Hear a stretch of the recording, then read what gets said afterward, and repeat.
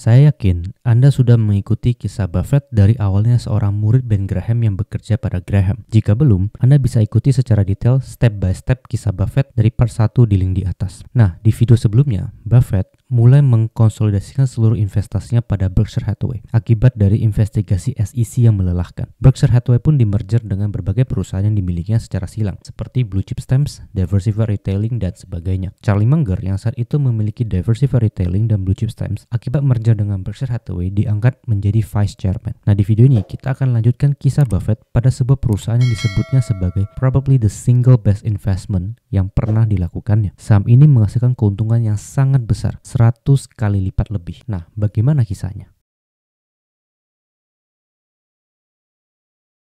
Mungkin beberapa dari kita hanya tahu investasi-investasi Buffett yang terkenal, seperti investasi pada Gillette, Coca-Cola, ataupun Apple. Tapi jauh sebelum itu, Geico adalah investasi yang menurut Buffett sebagai investasi terbaiknya. Geico adalah perusahaan asuransi, tipe perusahaan yang disukai oleh Buffett. Sudah menjadi rahasia umum bahwa Buffett memang sangat menyukai bisnis asuransi. Pembelian Geico oleh Buffett pada tahun 1976 seperti sebuah kisah CLBK. Jauh sebelum itu, pada tahun 50-an, Buffett kala itu berusia 21 tahun. Ia menulis sebuah artikel di koran yang berjudul The Security I Like Best. Di artikel itu, ia menceritakan tentang saham Geico dan betapa luar biasanya bisnis Geico. Geico memiliki beberapa keunggulan kompetitif. Pertama, low cost. Berbeda dengan perusahaan asuransi lain, Geico tidak memiliki satupun agen asuransi. Geico menjual langsung ke konsumen menggunakan surat dan telepon. Dengan begini, Geico tidak harus mengeluarkan biaya komisi agen asuransi yang persentasenya bisa sangat besar terhadap premi yang diterima. Kedua,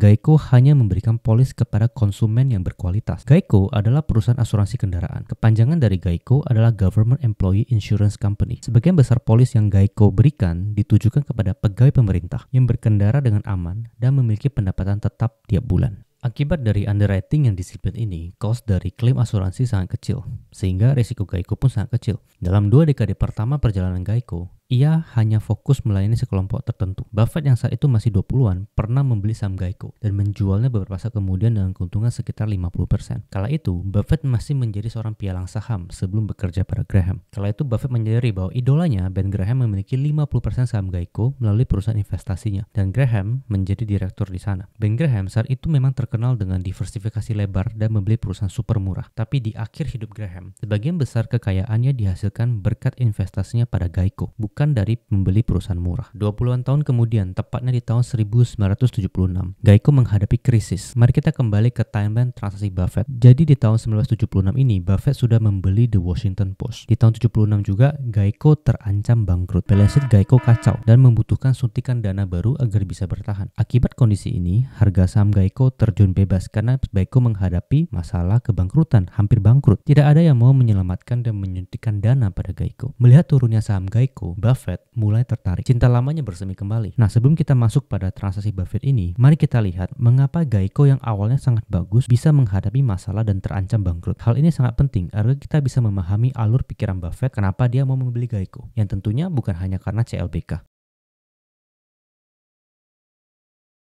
Geico mengalami masalah pada tahun 70-an. Para pemimpin Geico saat itu mencoba mengejar growth tanpa memperhatikan risiko. Mereka fokus mengejar volume tapi mengabaikan profil nasabah mereka. Pada tahun 1973, mereka mendobrak batasan selama ini yang hanya melakukan underwriting pada pegawai pemerintah berpenghasilan tetap. Geico membuka dirinya pada semua orang. Semua orang bisa mendapatkan polis asuransi Geico, mulai dari pekerja buruh hingga nasabah di bawah 21 tahun. Kelompok ini secara statistik merupakan pengendara yang buruk. Tapi manajemen Geico saat itu tidak peduli. Mereka saat itu menggunakan software yang katanya secara akurat dapat memberikan data berapa premi yang cocok untuk nasabah risiko tinggi. Akibat terobosan ini, Geico bertumbuh dengan cepat hingga menjadi perusahaan asuransi terbesar keempat di Amerika. Geico juga mengejar pertumbuhan baru dengan mempekerjakan agen asuransi bergaji tetap plus komisi. Akibatnya dibutuhkan banyak kantor-kantor baru, kantor-kantor yang mahal dengan banyak karyawan bergaji tetap dan peralatan komputer yang canggih. Geico yang awalnya beroperasi dengan biaya rendah, di saat itu mulai berubah.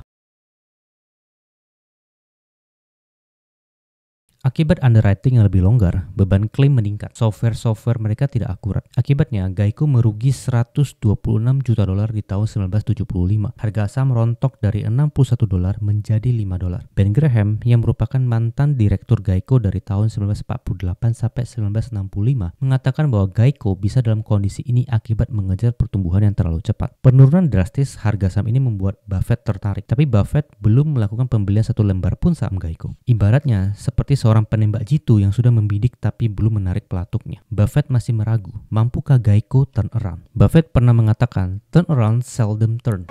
Artinya apa Bang Messi? Artinya dalam saham turnaround itu jarang sekali berbalik arah dan membaik. Hingga akhirnya Geico mendatangkan seorang CEO bernama Jack Byrne. Jack Byrne adalah orang sempurna yang dibukukan Geico saat itu. Karakternya keras, efisien, dan memiliki track record panjang di industri asuransi. Saat itu Geico selalu berpacu dengan waktu, ibarat kapal yang sedang tenggelam. Geico terus merugi dan sahamnya kembali turun ke 2 dolar. Bisa dibayangkan Geico ini sudah turun 97% dari 61 dolar. Titik tertinggi di tahun 72. Ben Graham saat itu masih menggenggam saham Geico di tengah penurunan tajam ini. Jack Byrne pun mulai bekerja menutup kantor-kantor yang tidak efisien, mengurangi pegawai hingga setengah, dan menaikkan polis.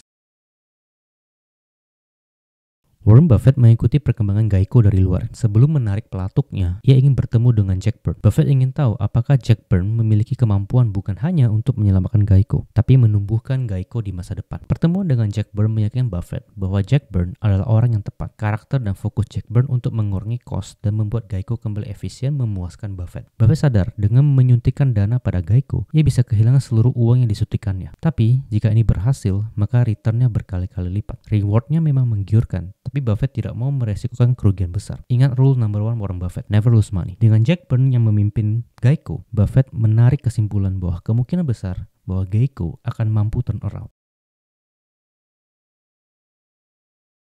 Sehari setelah pertemuannya dengan Jack Byrne, Warren Buffett menarik pelatuknya. Ia membeli 1,29 juta lembar saham Geico di harga rata-rata 3,18 dolar. Total transaksi pembelian ini adalah 4,12 juta dolar. Pembelian Buffett memberikan harapan pada Geico dan Jack Byrne bahwa mereka didukung oleh seorang investor dengan reputasi seperti Buffett. Akan tetapi, kondisi masih belum pulih benar. Geico membutuhkan setidaknya 50 juta dolar lagi agar dapat selamat. Satu-satunya cara mendapatkan uang itu adalah dengan menerbitkan saham baru ke pasar. Geico melakukan right issue dengan menerbitkan 10 juta lembar saham preference dengan Berkshire Hathaway sebagai pembeli siaga. Saham preference berbeda dengan saham biasa. Saham preference seperti saham spesial yang mendapatkan special deal. Dalam deal ini, Geico menerbitkan 10 juta saham preference dengan yield 8% per tahun. Saham preference ini dapat di-convert menjadi saham biasa. Mirip seperti bonds. Bedanya bonds adalah utang, sedangkan saham preference adalah ekuitas. Saat kondisi krisis seperti Geico ini, tidak ada yang mau meminjamkan uang pada Geico. So, Geico memperoleh dana tersebut dari para pemegang sahamnya. Right issue ini sukses dan Berkshire Hathaway membeli 1,98 juta saham preference Geico dengan total transaksi 19,42 juta dolar. Berarti setara 10 dolar per saham. Dengan tambahan 19,42 juta dolar ini, Berkshire Hathaway menginvestasikan 25% dananya pada Geico. Ben Graham tidak sempat melihat anak emasnya, Warren Buffett, menyelamatkan Geico. Ben Graham meninggal pada September 1976, 2 bulan sebelum Geico melakukan right issue. Tapi pada akhirnya investasi Ben Graham pada Geico dari 1948 hingga akhir hayatnya memberikan return yang tinggi, hingga 200 kali lipat dari pembelian awalnya.